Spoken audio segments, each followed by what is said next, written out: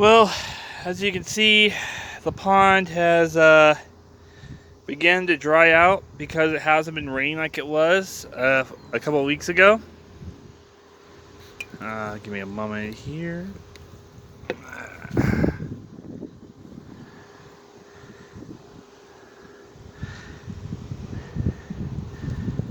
I don't see any signs of tadpoles like I was seeing. Unfortunately, I don't know if they returned to frogs or what, but there's pretty much nothing in this pond right now, and it's basically pretty much crystal clear.